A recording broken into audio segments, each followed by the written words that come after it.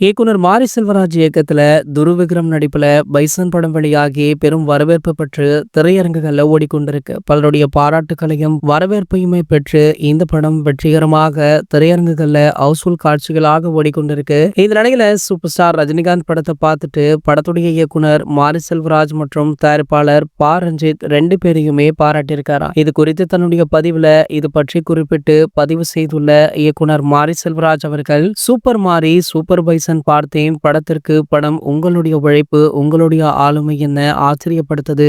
வாழ்த்துக்கள் மாறி அப்படின்னும், பரியரும் பெருமாள், கர்ணன், மாமன்னன், வாழை பார்த்துவிட்டு என்னை அழைத்து பாராட்டியது போலவே 5வது படமான பைசன் காலமாடன் படத்தையுமே பார்த்துவிட்டு என்னையும் ரஞ்சித் அண்ணாவையுமே தொலைபேசியில் அழைத்து மனதார பாராட்டியிருந்தார் சூப்பர் ஸ்டார் அப்படின்னு பதிவையுமே போட்டிருக்காரு. இந்த நிலையில பாத்தீங்கன்னா சூப்பர் ஸ்டார் பற்றி மற்றும் ஒரு தகவலுமே வைரலா போயிட்டு இருக்கு. அண்மையில பாத்தீங்கன்னா தாவேகாவுடைய பிரச்சாரத்துல கரூர்ல ஒரு மிகப்பெரிய சம்பவம் நிகழ்ந்தது. இதனடுத்து பாத்தீங்கன்னா தளபதி விஜய் அவர்களுக்கு பொதுவெளிகள்ல ஒரு சில எதிர்ப்புகளுமே கிளம்பியிருக்கு. அது மட்டுமல்லாமல் இதை காரணமாக வைத்தே அவருடைய ஜனநாயகன் அப்படின்ற திரைப்படத்தை முடுக்க திமுக அதிரடியாக செயல்பட்டு கொண்டும் இருக்காங்களாம். மேலும் பாத்தீங்கன்னா ஜனநாயகன் திரைப்படத்தை தளபதி விஜய் அவர்களுடைய அரசியல் வருகைக்காகவே முழுக்க முழுக்க செதுக்கப்பட்ட ஒரு கதையாம். ஆகையால அந்த நேரத்துல அந்த படம் ரிலீஸ் ஆனால் மிகவும் பக்கபலமாக இருக்கும் அப்படின்றத எண்ணிதான் தளபதி விஜய் அவர்கள் அந்த படத்தை பொங்கல்ல ரிலீஸ் பண்றாரு. சோ இந்த சம்பவம் நிகழாம திமுக பாத்தீங்கன்னா தற்போது அதற்கான வேலைகளிலுமே ஈடுபட்டு இருக்காங்களாம். ஆனால் சூப்பர் ஸ்டாரோ தளபதி விஜய் அவர்களை அழைத்து